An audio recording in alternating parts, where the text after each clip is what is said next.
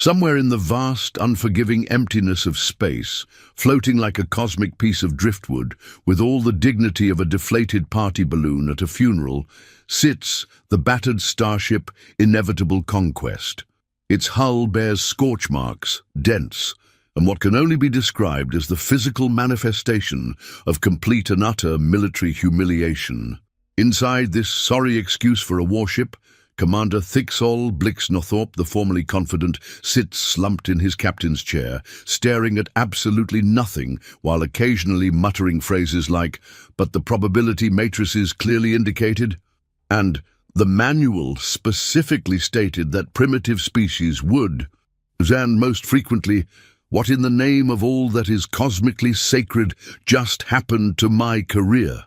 This is the story of how the Galactic Confederation's most elite military force, the legendary and supposedly invincible Omega Supremacy Fleet, departed from their glorious homeworld with 63,000 ships, enough concentrated firepower to crack planets like walnuts, and the absolute unshakable confidence that comes from having successfully conquered 1,217 worlds without so much as scratching their ceremonial paint jobs.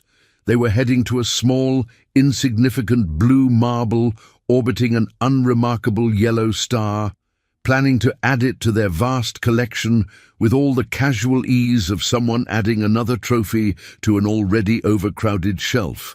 Spoiler alert, Earth had drastically different plans. Very, very different plans. 8 months earlier, in the gleaming, crystalline Strategic Command Center of the Galactic Confederation on the magnificent world of Nexus Prime, Fleet Admiral Vorthakian, the magnificently overconfident, stood before his assembled war council with the kind of swaggering confidence that only comes from never having encountered so much as a minor tactical setback. His ceremonial armor gleamed with enough medals, ribbons, and decorative nonsense to sink a moderately sized asteroid, each piece representing another world that had surrendered at the mere sight of their overwhelming fleet approaching. "Esteemed colleagues of conquest and professional devastation," he boomed, his voice echoing off the crystalline walls like thunder trapped in a very expensive bottle. "Today we discuss our next glorious acquisition, a pathetic backwater planet designated Sol 3 in our comprehensive galactic database, inhabited by bipedal carbon-based life forms who have given themselves the rather presumptuous and laughably optimistic name of humans." The assembled commanders, representing a carefully selected collection of the galaxy's most successful military minds from 23 different species, exchanged the kind of knowing, condescending looks that seasoned. Professionals share when discussing what they perceive to be amateur hour. Commander Thicksol Blixnothorpe recently graduated summa cum laude from the prestigious Galactic War College with highest honors in advanced planetary subjugation, a minor in alien psychology, and a certificate in efficient bureaucratic paperwork management, raised one of his 7 perfectly manicured tentacles. "Sir, what does our intelligence division report regarding their current technological capabilities and existing defensive infrastructure?" Admiral Vorthakian's laugh could have powered a small space station for approximately 3 weeks. "Technological capabilities? My dear, naive Blixnothorpe, according to our absolutely comprehensive surveillance data gathered by our finest intelligence operatives, these pathetic creatures have barely managed to crawl out of their technological infancy. They've only recently discovered the basics of nuclear fission. They still employ hilariously primitive wheeled vehicles for ground transportation. And here's the absolutely best part. They haven't even achieved the most basic level of interstellar travel capability." The war room erupted in the alien equivalent of thoroughly amused snickering. General Quiznark, the destroyer, made a sound remarkably similar to escaping gas, which in his particular species indicated profound amusement. Admiral Florblix clicked her mandibles in rapid succession in what passed for delighted laughter among the chitinous collective. Commander Zephyron whistled through his breathing apparatus in the melodic pattern that his people used to express sardonic humor. "But surely," interrupted Commander Grixtalon, the mercilessly efficient, adjusting his tactical display with one of his many appendages, "there must be some noteworthy defensive installations worth our consideration. Planetary shield generators, orbital weapons platforms, quantum entanglement communication networks, something that might require at least minimal strategic planning." "Oh, this is absolutely the best part of the entire briefing."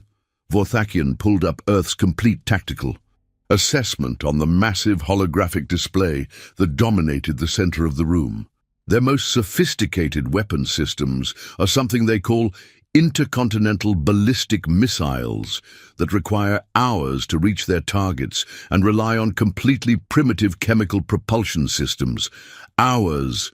Our standard point defense systems could neutralize their entire nuclear arsenal, while our weapons officers were enjoying their traditional lunch break and perhaps catching up on some light reading.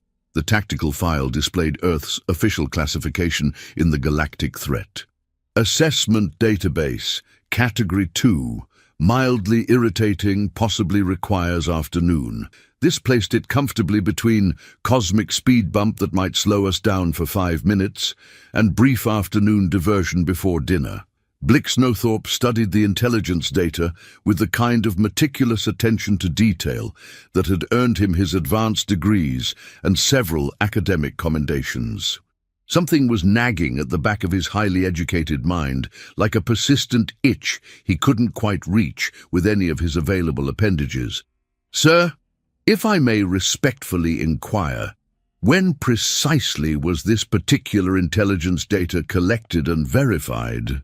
527 of their local years ago, Vorthakian waved dismissively with 3 of his 4 arms, clearly considering this a trivial detail. "But honestly, my dear fellow, how significantly could they have possibly advanced in such a relatively short period? They're dealing with the fundamental limitations of being a primitive pre-spaceflight civilization operating under basic physical constraints." What Fleet Admiral Vorthakian didn't know, primarily because the Galactic Intelligence Division had the organizational efficiency and attention to detail of a hyperactive, caffeinated squirrel suffering from severe attention deficit disorder, was that 527 Earth years represents approximately 26 generations of human technological development. And humans, as the universe was about to discover in excruciating detail, have some rather peculiar and distinctly unsettling ideas about the pace and direction of technological advancement. The magnificent Armada that departed Nexus Prime 5 weeks later was, by any conceivable galactic standard, absolutely and undeniably spectacular. 63,000 vessels of various classes, ranging from colossal planet-cracking dreadnoughts to swift, maneuverable reconnaissance frigates, all gleaming with the kind of technological superiority that comes from 20,000 years of uninterrupted galactic dominance. Their weapons could shatter moons into cosmic dust. Their shields could deflect direct hits from supernovas, and their crews possessed the casual, completely unshakable arrogance that comes from maintaining an unbroken string of military victories stretching back to the very dawn of recorded galactic history. The Galactic Manual of Planetary Conquest, 71st comprehensively revised edition, which every single commander had not only completely memorized, but could recite backwards in their sleep, while performing complex mathematical calculations, was absolutely crystalline in its clarity regarding proper conquest procedures. Step 1. Arrive in overwhelming, completely undeniable force that makes resistance seem pointless. Step 2. Transmit standard surrender demands through appropriate diplomatic channels. Step 3. Accept the inevitable and immediate capitulation. Step 4. Install the approved planetary governance system according to regulation specifications. Step 5. Complete all required administrative paperwork in triplicate. Step 6. Celebrate the victory with traditional Nexarian victory liqueur and appropriate ceremonial rituals. Elegant, thoroughly time-tested. Absolutely, completely, utterly foolproof. Commander Blixnothorpe occupied his flagship's state-of-the-art command center, methodically reviewing the manual one final time as they approached the Sol system with all the inevitability of a cosmic tax audit. Everything was proceeding exactly according to established galactic protocol with clockwork precision. Their long-range sensors detected the expected primitive orbital installations, a handful of basic communication satellites, some rudimentary scientific monitoring equipment, and what appeared to be crude habitat modules that wouldn't survive their opening salvo. "Sir," reported his primary sensor operator, Lieutenant Quiznog, the perpetually perceptive, "we're detecting some rather unusual energy signatures emanating from the third planet's general vicinity." "Define unusual in specific, quantifiable terms," Blixnothorpe requested, not bothering to look up from his comprehensive tactical analysis displays. "Well, sir, there appear to be several thousand artificial objects maintaining orbital positions around the planet, and they're exhibiting rather significant and seemingly coordinated movement patterns." Blixnothorpe finally glanced at the detailed sensor readouts displayed on his personal monitor.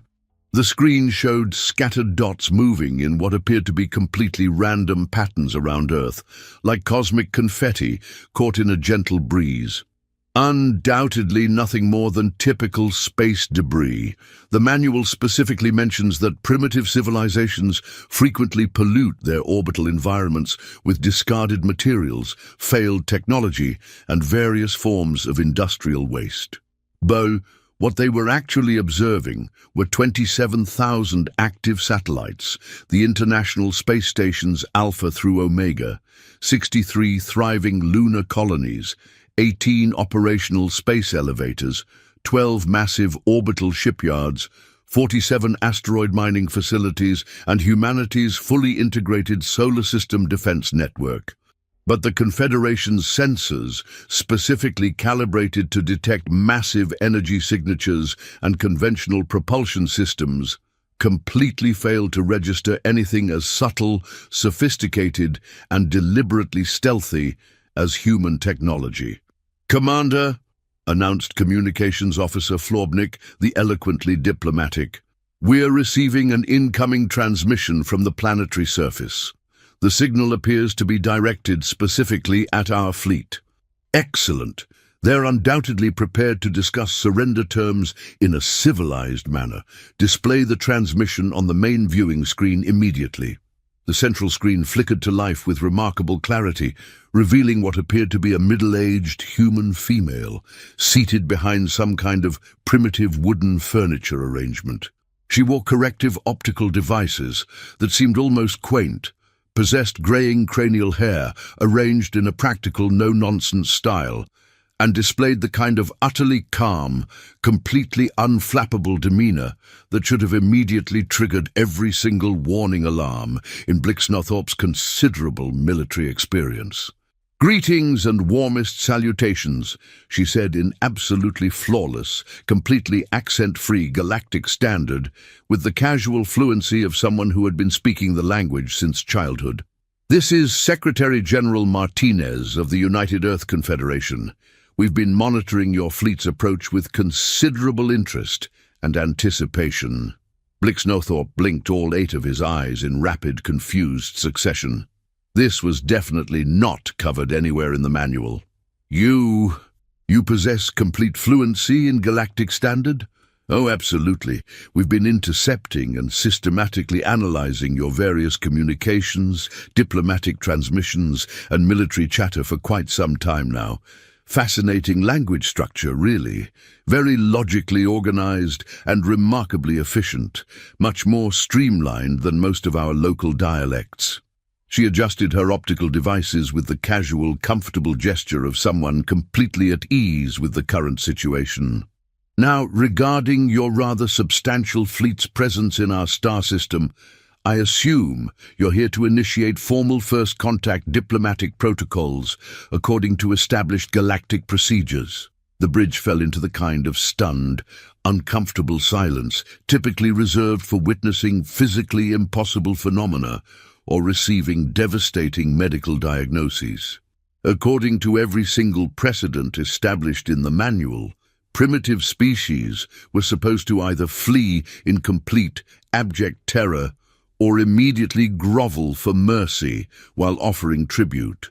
They were absolutely not supposed to casually mention intercepting galactic communications with the confidence of seasoned intelligence professionals or politely inquire about established diplomatic procedures. That is to say, we represent the Omega Supremacy Fleet of the Galactic Confederation. Blixnothorpe managed to stammer, his confidence already beginning to develop hairline cracks.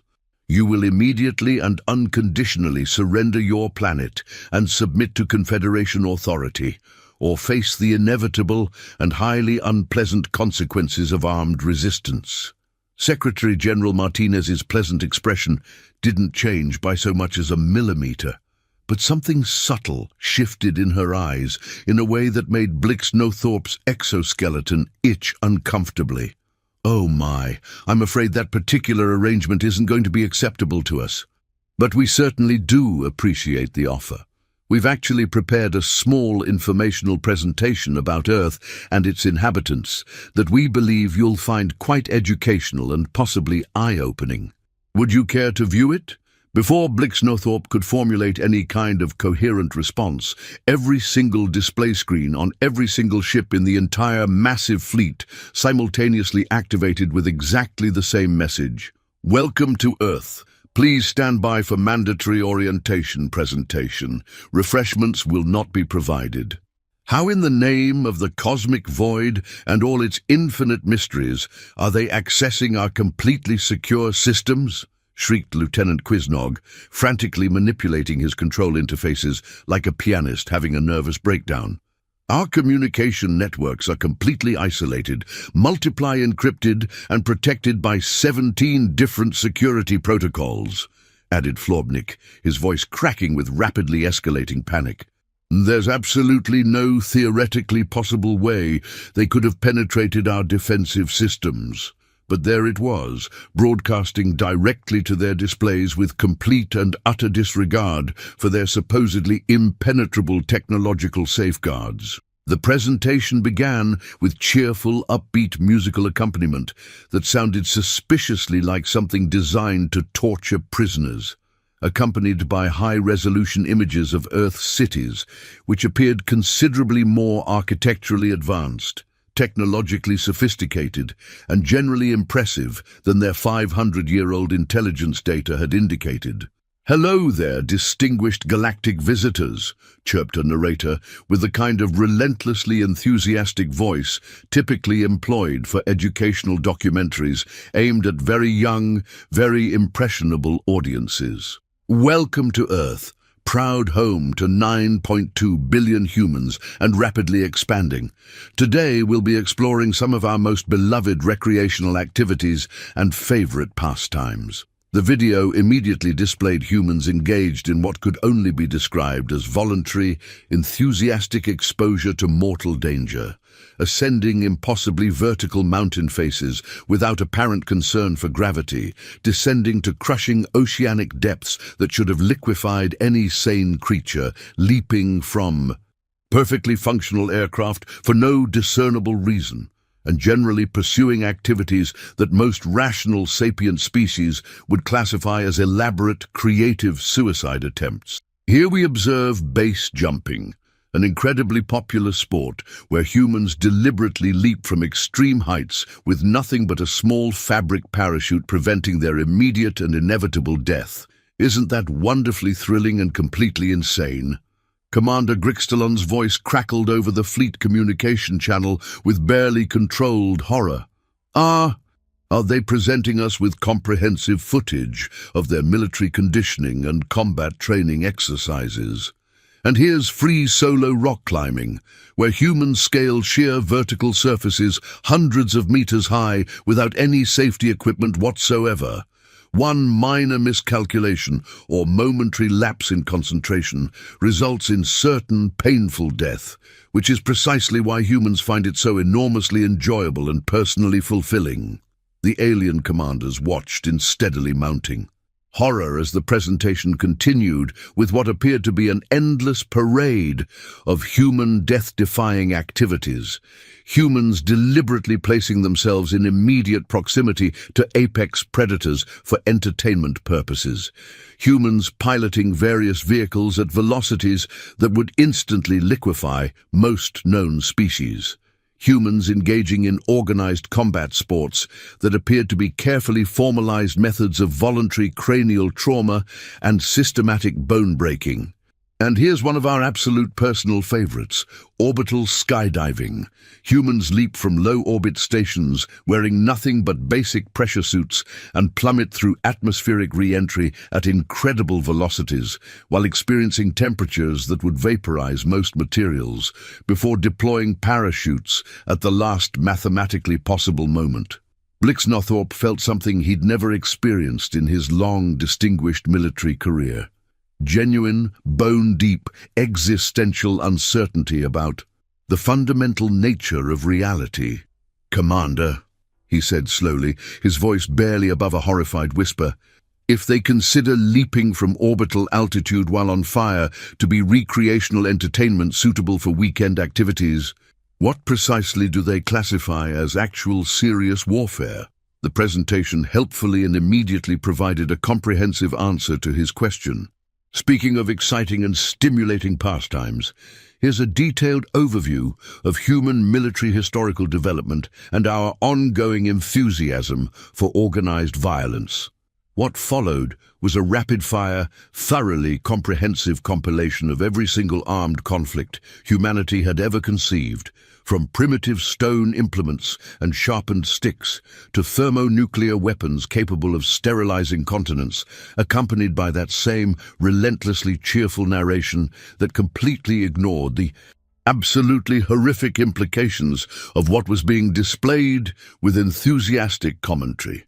Humans have been enthusiastically practicing organized warfare and creative destruction for over 15,000 years. During that extensive and productive time, they've developed countless innovative and increasingly efficient approaches to resolving disagreements, including but certainly not limited to chemical weapons, biological warfare, nuclear bombardment, orbital kinetic bombardment, antimatter charges, quantum disruption fields, gravitational manipulation weapons, temporal displacement bombs, and something absolutely delightfully called mutually assured destruction, which functions exactly as entertainingly and catastrophically as it sounds. Every single tactical officer in the entire fleet was frantically recording detailed notes while simultaneously questioning their career choices. Current Earth military capabilities include 67,000 nuclear warheads, quantum entanglement communication networks, AI-assisted targeting systems that never miss, stealth orbital defense platforms, gravitational field manipulation technology, temporal displacement capabilities, and our newest addition. Well, revealing that particular surprise would completely spoil the fun. The presentation concluded with Secretary General Martinez reappearing on screen, her pleasant grandmotherly expression completely unchanged, despite having just casually described enough firepower to sterilize several star systems. So as you can clearly observe, we're tremendously excited about meeting you. Now, regarding that surrender demand you mentioned earlier, she leaned forward slightly, and her smile acquired a quality that made every single alien in the entire fleet simultaneously experience what humans cheerfully call existential dread, mixed with the sudden realization that you've made a terrible mistake. The fascinating thing is, we've never actually surrendered to anyone in our entire recorded history. It's simply not part of our cultural programming or psychological makeup. But we're always eager to learn new experiences and expand our horizons. Perhaps you could demonstrate this surrender concept by showing us exactly how it's properly executed." The fleet communication channels immediately erupted with confused, panicked alien chatter in 23 different languages, most of it consisting of variations on, "What do we do now?" "Sir," Lieutenant Quiznog whispered urgently, his voice trembling with barely controlled terror, "I'm detecting absolutely massive energy accumulations across the planet's entire surface, subsurface, and orbital space." "Define massive in specific, quantifiable terms that I can understand." "Well, sir, do you recall that legendary Class Alpha fortress world we conquered in the Rigel system? The one that required 6 standard days of continuous bombardment to breach and was considered the most heavily defended planet in known space?" "Certainly. That was a textbook example of proper siege warfare. Earth appears to possess approximately 230 times that defensive capability, and absolutely all of it is currently aimed directly at our fleet with mathematical precision."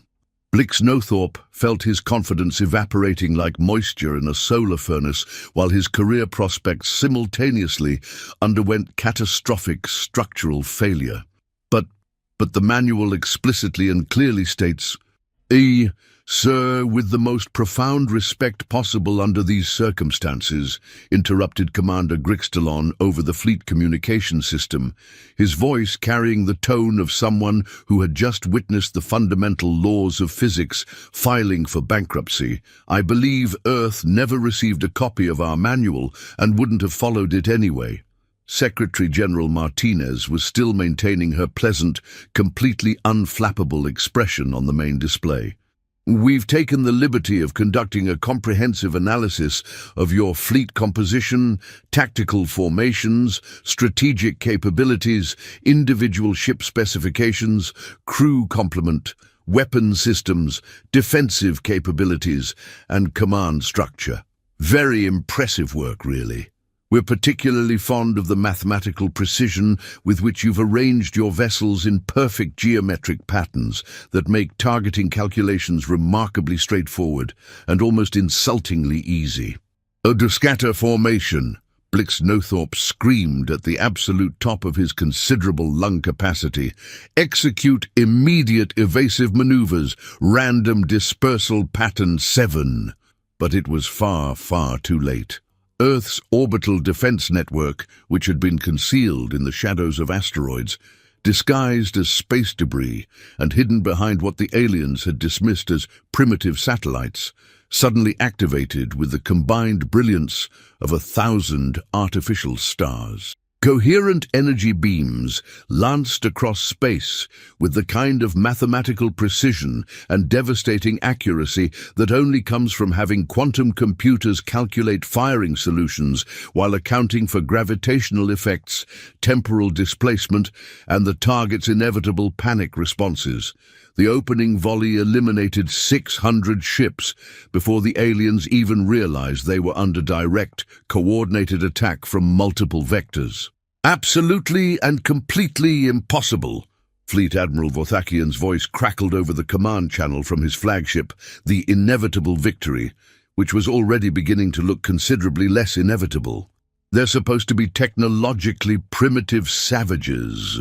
Sir, reported Blix Nothorpe's tactical analysis officer in a voice that suggested he was watching his worldview collapse in real time, I'm reading weapons signatures that don't correspond to anything in our comprehensive database, historical records, or theoretical weapons research. Some form of coherent particle beam array that completely bypasses our shield harmonic frequencies as if they weren't even there.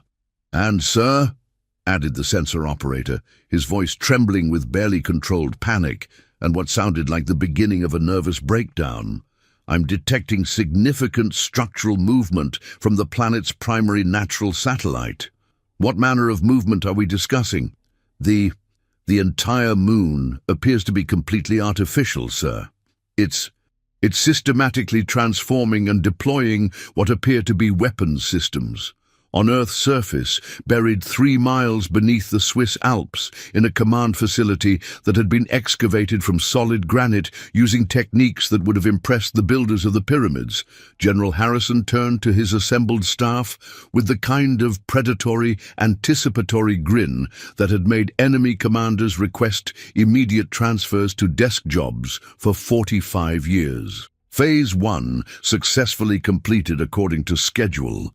Initiate lunar defense grid deployment. Full power authorization granted. What the aliens had confidently assumed was Earth's natural satellite suddenly began unfolding like an enormous mechanical flower of death and destruction, revealing weapons emplacements that made their fleet's supposedly advanced armaments look like primitive slingshots operated by enthusiastic children. The moon, as it transpired, had been systematically converted into the largest, most heavily armed fortress in known space approximately 85 years ago, after humanity had collectively decided that orbital defenses were adequate for minor threats. But lunar-scale firepower was vastly superior for dealing with serious problems. The second coordinated volley erased another 1,000 ships from existence with casual efficiency. Full retreat! Admiral Vorthakian's voice had climbed several octaves and was rapidly approaching frequencies that only small mammals could hear. Immediate withdrawal from the system, every ship for itself. But humans, as the surviving aliens were about to discover in excruciating traumatic detail, possessed very strong, deeply held opinions about uninvited guests who arrived at their planetary home demanding immediate, unconditional surrender. Now, Secretary General Martinez's voice pursued them as they attempted to flee with all the dignity of startled gazelles, her tone maintaining that same infuriatingly pleasant, grandmotherly quality.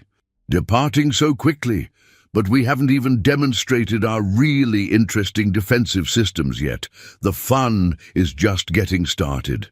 The asteroid belt, which their comprehensive sensors had catalogued as nothing more than typical cosmic debris suitable for mining operations, suddenly came alive with purposeful coordinated movement. What they had dismissed as random space rocks floating aimlessly were actually elaborately camouflaged human battle stations, and they began converging with the kind of coordinated precision that spoke of extensive planning, detailed rehearsals, and probably really good coffee. "Sir," Lieutenant Quiznog was practically screaming over the sound of multiple alarm systems that seemed to be competing for who could sound most urgent. "The entire asteroid belt is populated with concealed human military installations. They've systematically militarized the complete solar system." Commander Blixnorthorpe stared at his tactical display in rapidly growing horror as his understanding of the situation underwent fundamental revision. Red warning indicators were materializing everywhere like cosmic acne, revealing previously concealed human military installations on Mars, floating serenely in the atmospheric layers of Venus, hidden within the rings of Saturn, and stationed throughout the outer system where no primitive species should have been capable of surviving, much less thriving. "How long have they been preparing for this specific encounter?" he whispered, in a voice that suggested his sanity was taking an extended vacation. His question received an immediate, cheerful answer via another transmission from Earth. "Oh, approximately 527 years, announced Secretary General Martinez with obvious satisfaction and what sounded suspiciously like maternal pride. "Ever since we detected your initial reconnaissance probe. We thought it would be terribly impolite not to prepare an appropriately warm reception." The third coordinated volley caught the retreating alien vessels in a precisely calculated crossfire from 18 different vectors simultaneously. The humans had systematically converted their entire solar system into one massive, integrated weapons platform, and they were deploying it with the kind of tactical coordination that indicated centuries of meticulous preparation, extensive planning, and probably several really good strategic planning committees. "Sir?" Commander Grixtalon's transmission was barely audible through the static generated by his ship's damaged communications array and what sounded like small explosions. They're systematically herding us into a predetermined kill zone with mathematical precision. He was absolutely, completely correct. Every time the aliens attempted to alter their escape trajectory or change course, human weapons fire would precisely block their intended routes, forcing them deeper into the system's overlapping defensive fields. It was like being pursued by wolves who had also earned advanced degrees in applied mathematics, tactical planning, and possibly accounting. This defies all logical possibility and violates several fundamental laws of physics.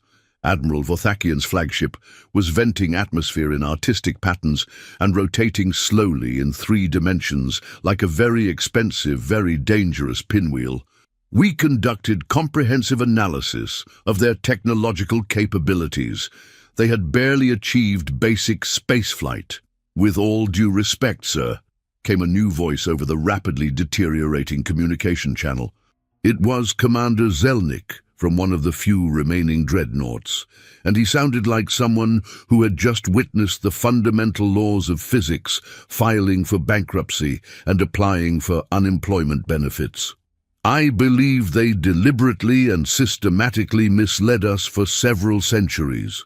In his underground command center, General Harrison was studying the 3-dimensional tactical display with the kind of professional appreciation typically reserved for fine art, excellent wine, or particularly well-executed military strategies. Impressive fleet discipline, maintaining formation integrity even during full retreat. These aren't amateurs we're dealing with. Should we permit some of them to escape, sir?" inquired his primary aide, a remarkably competent woman who had been asking the right questions for 15 years. For intelligence gathering and message delivery purposes? Harrison considered this proposition with the careful deliberation of someone who understood the strategic value of sending clear, unambiguous messages. 1 ship.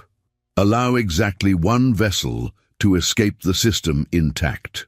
Someone needs to deliver our communication to their superiors. What specific message would that be, sir? The general's smile could have flash-frozen liquid nitrogen while simultaneously making experienced soldiers request transfers to less terrifying duties. That Earth is permanently closed for business and we're not accepting applications. The 4th coordinated strike was absolutely devastating.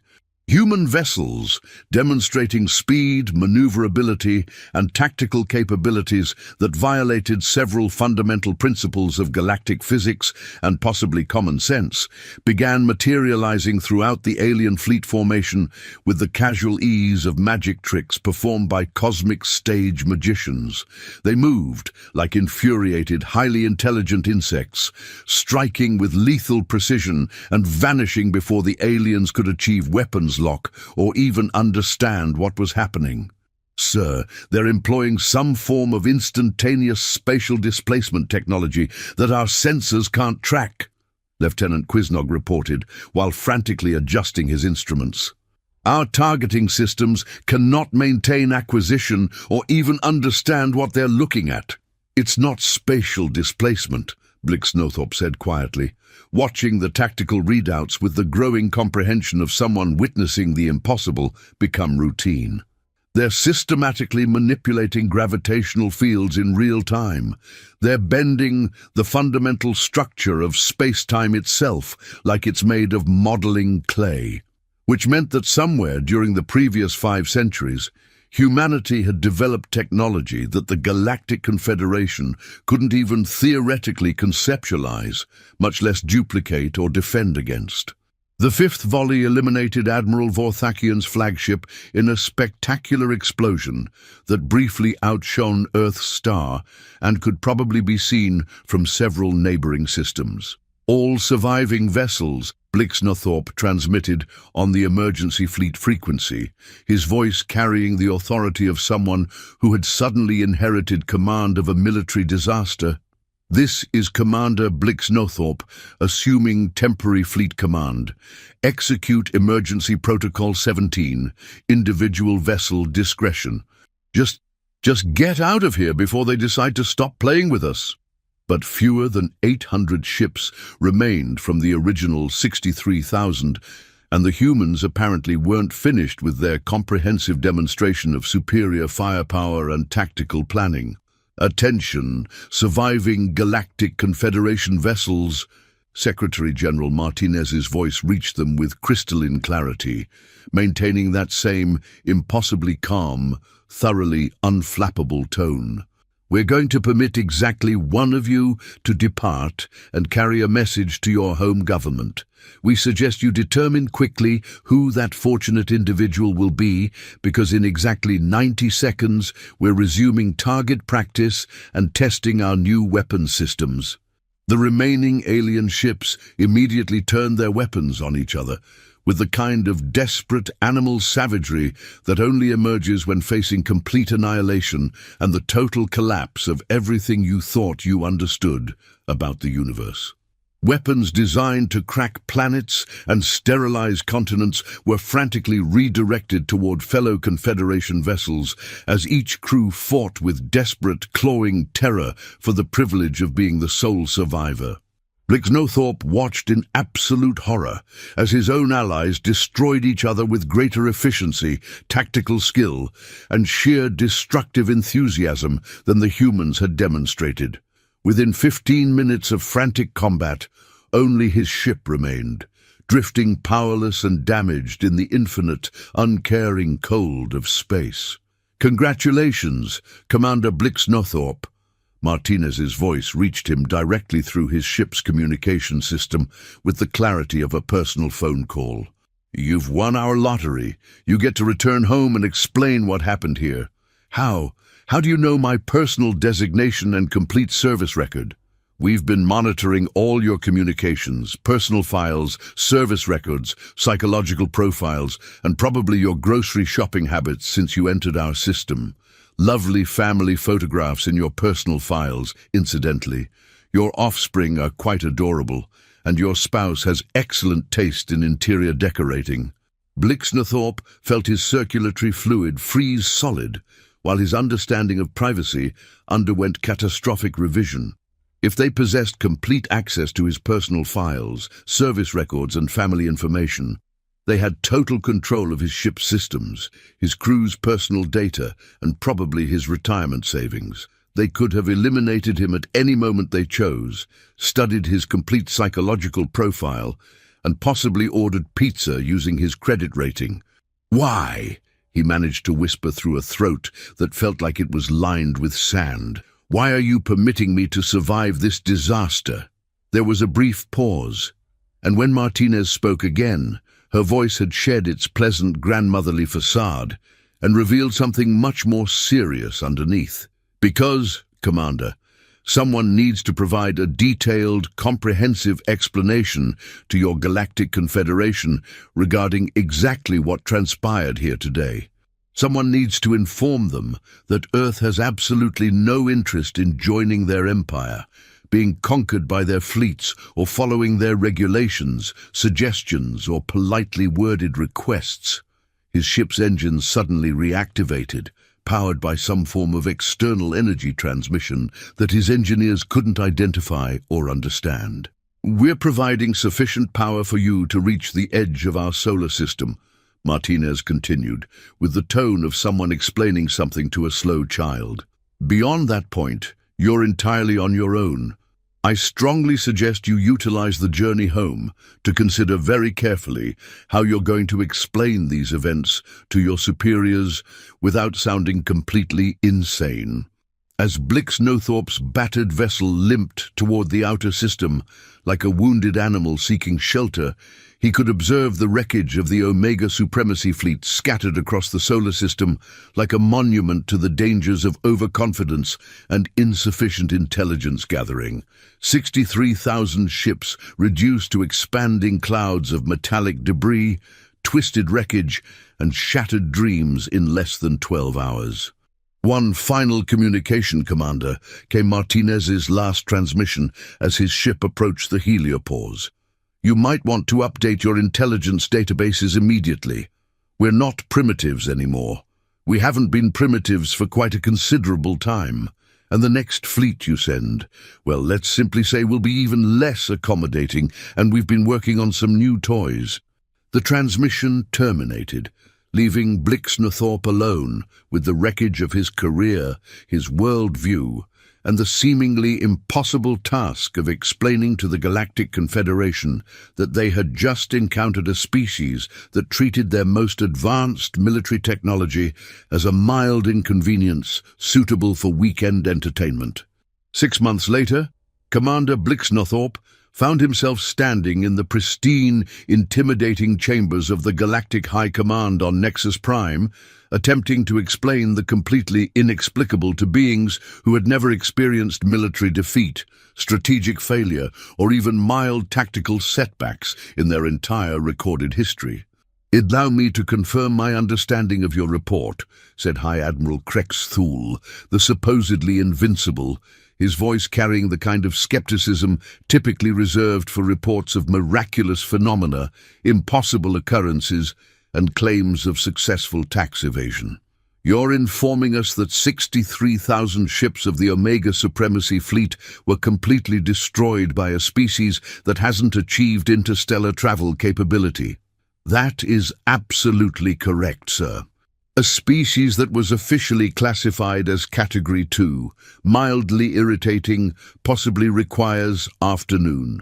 "Yes, sir. Completely correct. A species that, according to our comprehensive records, detailed analyses and expert opinions, had barely discovered nuclear fission and was still using wheeled vehicles." Blixnathorpe felt his military career dissolving like sugar in acid rain, while his pension prospects underwent structural collapse. "Sir, our intelligence data was significantly and catastrophically incomplete." "Significantly and catastrophically incomplete?" High Admiral Krexthul's roar could have registered on seismic equipment throughout the planet and possibly in neighboring star systems. "Commander, you lost 63,000 ships, the largest expeditionary force in Confederation history, to a species that shouldn't have been capable of damaging a single reconnaissance probe or causing minor paint scratches." "Sir, if I may present comprehensive evidence." Blixnathorpe activated his personal recording device with the resignation of someone about to demonstrate their own professional incompetence. "I documented everything that transpired during this catastrophic encounter. Perhaps if the High Command could review the complete tactical recordings." What followed was 18 hours of continuous testimony that left the High Command in the kind of stunned, uncomfortable silence typically associated with witnessing physically impossible events or receiving news that the fundamental laws of physics had been suspended indefinitely. Video recordings of human weapons that completely ignored their supposedly impenetrable shielding technology as if it were decorative tissue paper. Tactical analyses demonstrating capabilities that violated known physical laws, defied logical explanation, and suggested that humans had somehow developed technology that operated on principles the Confederation couldn't even begin to understand. Most disturbing of all, comprehensive recordings of human communications, proving they had been systematically observing the Galactic Confederation for centuries, analyzing their tactics with scientific precision, studying their weaknesses with academic thoroughness, and methodically preparing for exactly this type of encounter with the patience of particularly dedicated researchers. They converted their entire star system into an elaborate, comprehensive trap. Blixnathorpe concluded his presentation while staring at displays that showed the complete annihilation of galactic military superiority. "They actively wanted us to attack. They planned for us to attack. They expected us to attack. Every single tactical decision we made, every strategic choice, every formation change played directly into their predetermined strategy, like we were following a script they had written centuries ago." High Admiral Krexthul stared at the tactical displays with the expression of someone who had just realized that everything they believed about the universe, military strategy, and the natural order of galactic civilization was fundamentally, catastrophically incorrect. "Your recommendations, Commander." Blixnothorpe had spent 6 months, 3 weeks, and 4 days considering this exact question while traveling home through space and questioning every career decision he had ever made. "Sir, I recommend we immediately reclassify Earth from Category 2, mildly irritating, possibly requires afternoon, to Category 10, never approach, under any circumstances, recommend avoiding entire star system." There is no Category 10 in our established classification system. "Then we need to create one immediately, sir, along with Categories 11, 12, and possibly 13. Because whatever we thought we understood about humanity, human psychology, human technology, and human military capabilities, we were catastrophically, comprehensively, and completely mistaken about absolutely everything." The High Command spent the following 2 months in continuous emergency session, reviewing every fragment of intelligence they possessed about Earth, every interaction with human representatives, every piece of data they had collected over the centuries, and reaching the profoundly uncomfortable conclusion that they had somehow completely overlooked the development of the most dangerous, most technically advanced, and most militarily capable species in recorded galactic history. The emergency sessions included testimony from xenobiologists, military strategists, technology specialists, intelligence analysts, and several very expensive consultants who all reached the same conclusion. Humanity represented a complete paradigm shift in galactic politics, military science, and the fundamental understanding of what constituted a primitive civilization. Dr.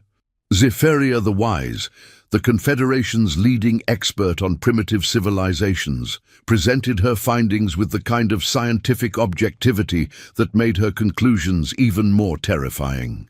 Based on the evidence presented, humans appear to have developed technology at a rate approximately 50 times faster than any previously observed species.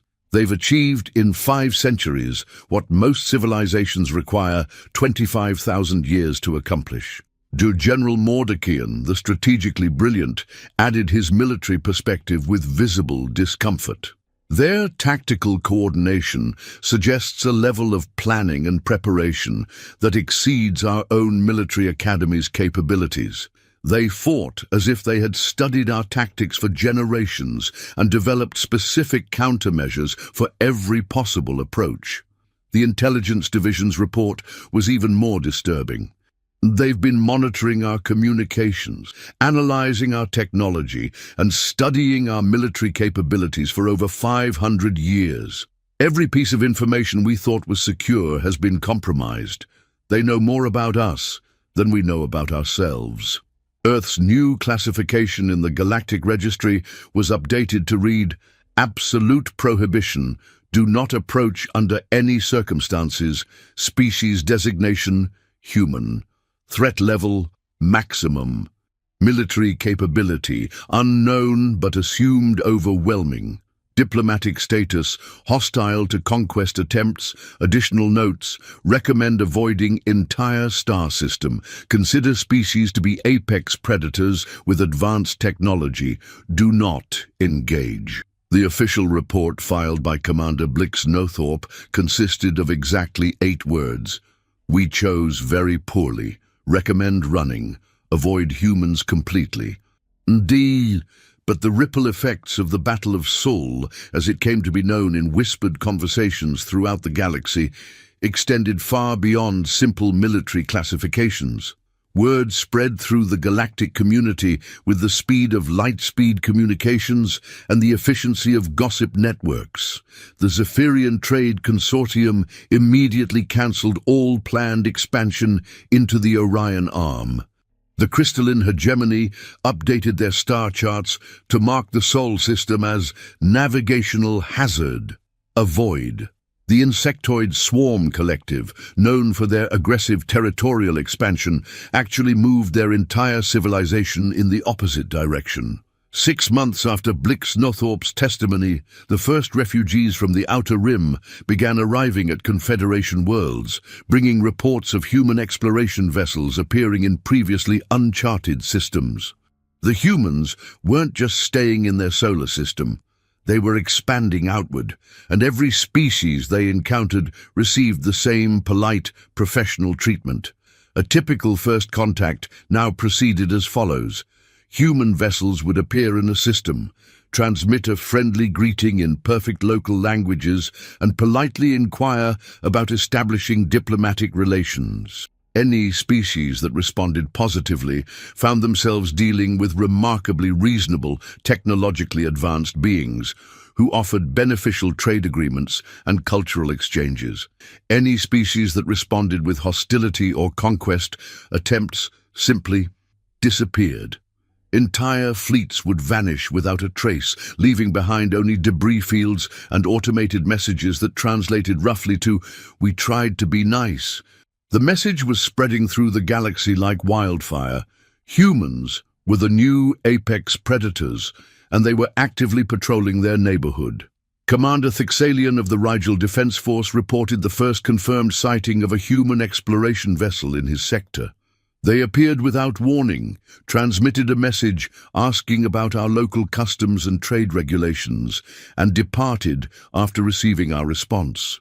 Our sensors detected technology signatures that don't correspond to anything in our databases. They were polite, professional, and absolutely terrifying.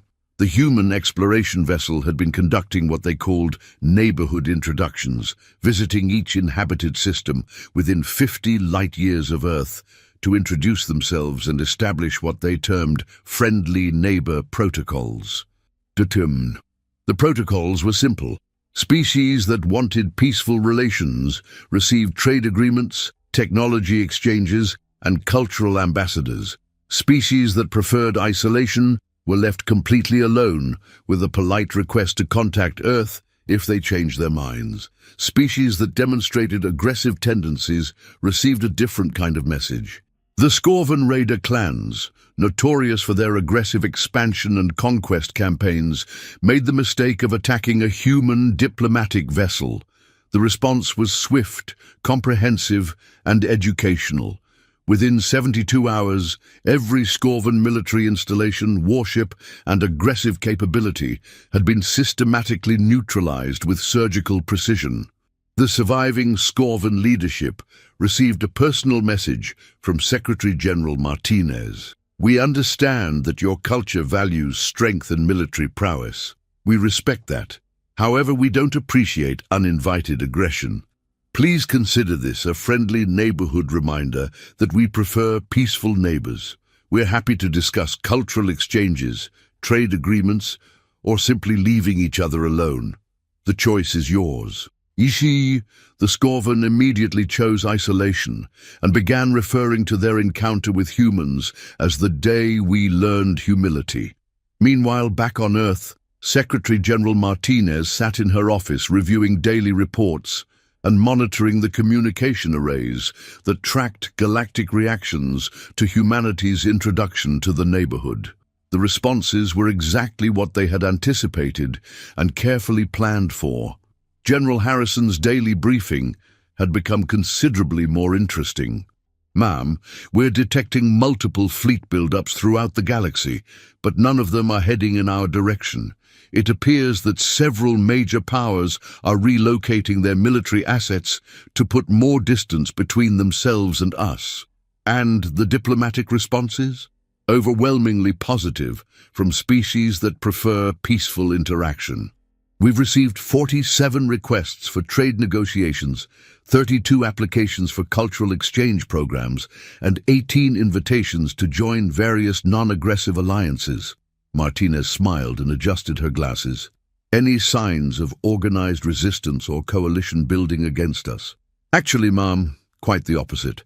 Several traditionally aggressive species have begun negotiating peace treaties with their neighbors. It appears that our presence has created a stabilizing effect throughout the local galactic region.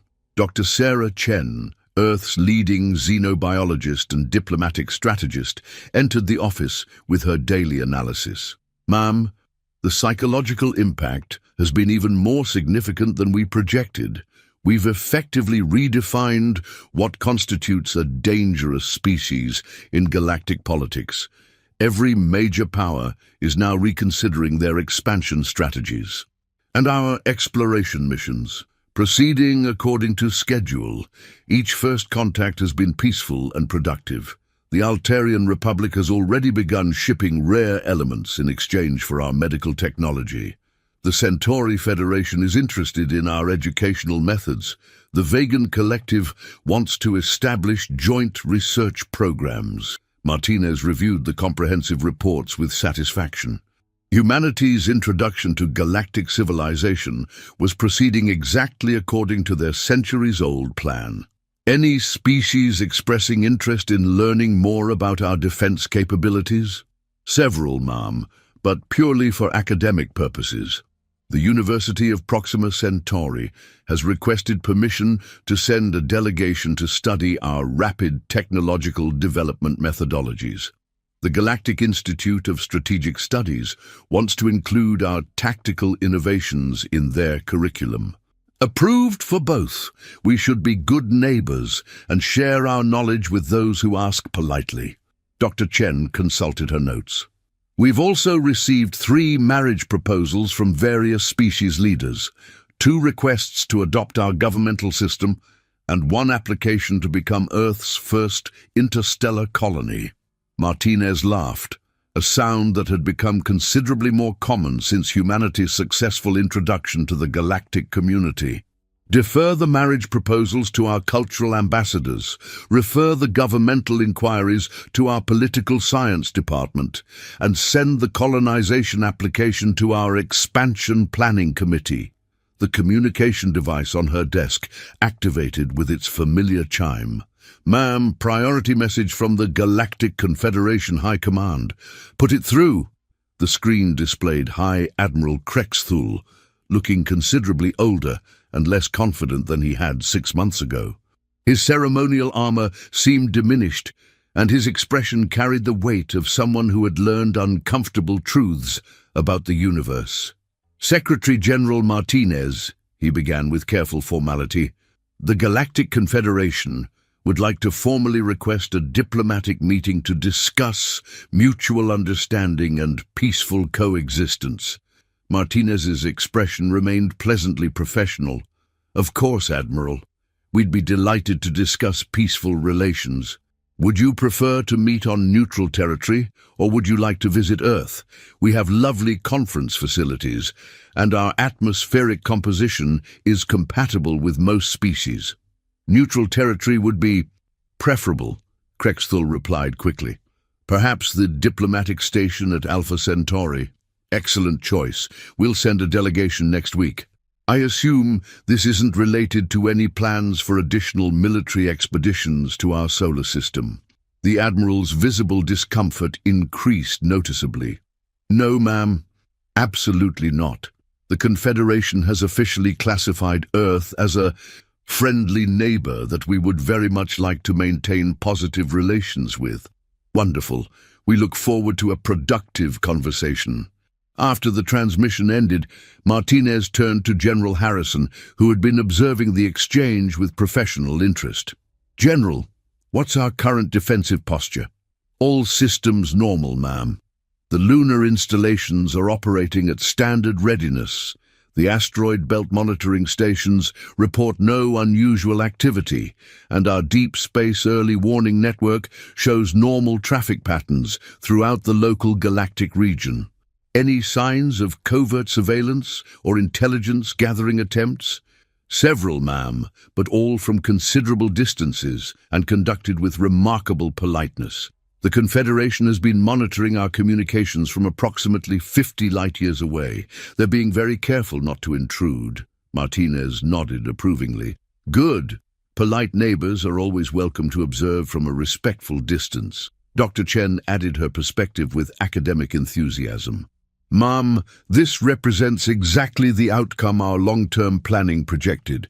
We've established ourselves as the dominant regional power without creating unnecessary enemies or destabilizing existing peaceful relationships. And our exploration and expansion programs. Ahead of schedule, ma'am. We've established peaceful contact with 47 species, signed trade agreements with 32 civilizations, and begun joint research projects with 18 different governments. Our reputation as reasonable but formidable neighbors is spreading throughout the galaxy. Martinez reviewed the comprehensive reports with the satisfaction of someone whose decades of planning had achieved exactly the intended results. Any species still expressing interest in testing our defensive capabilities? None whatsoever, ma'am.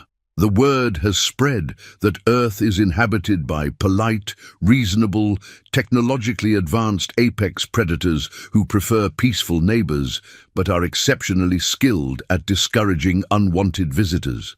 General Harrison consulted his tactical displays with professional pride. Ma'am, we've effectively created a stable, peaceful zone of influence spanning approximately 200 light-years in all directions.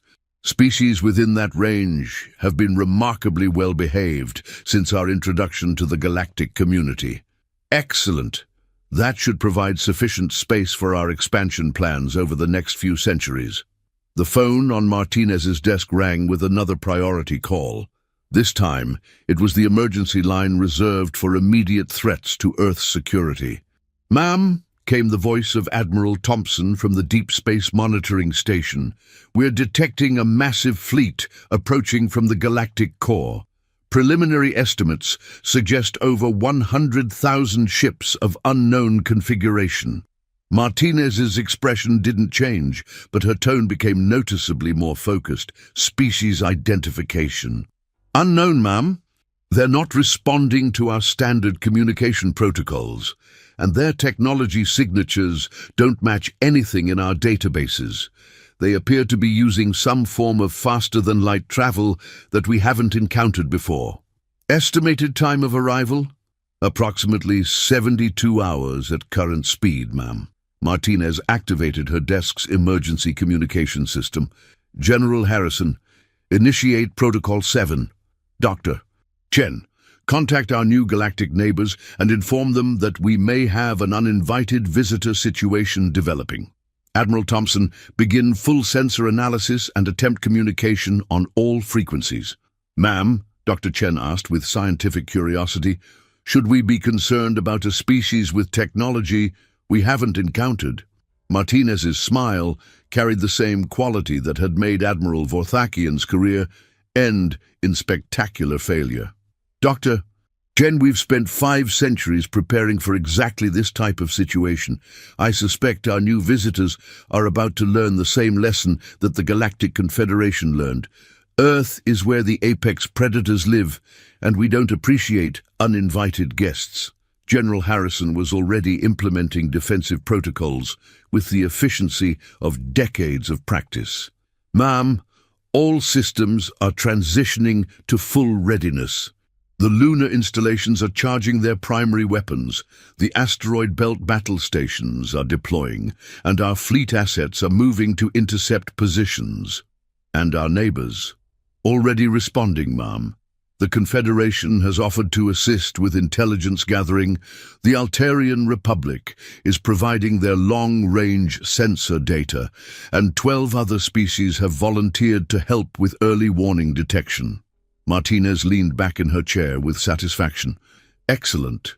It's always nice when the neighborhood comes together to deal with uninvited visitors." 72 hours later, the unknown fleet emerged from faster-than-light travel at the edge of the solar system. Their ships were massive, angular, and designed with the kind of aggressive aesthetics that suggested a culture that valued intimidation over diplomatic subtlety. Secretary General Martinez appeared on their communication screens with her usual pleasant demeanor. "Greetings, unknown visitors. This is Secretary General Martinez of the United Earth Confederation. You've entered our solar system without permission or invitation. May we inquire about your intentions?" The response came in a voice that sounded like grinding metal processed through a wood chipper. "We are the Devourer Empire. Your species will surrender immediately or be consumed. Resistance is futile." Martinez's expression didn't change, but something subtle shifted in her eyes. "Oh my. I'm afraid that's not going to work for us. We've had this conversation before with other uninvited guests, and it didn't end well for them. Perhaps you'd like to reconsider your approach. Your primitive weapons cannot harm our vessels. We have consumed 1,000 worlds."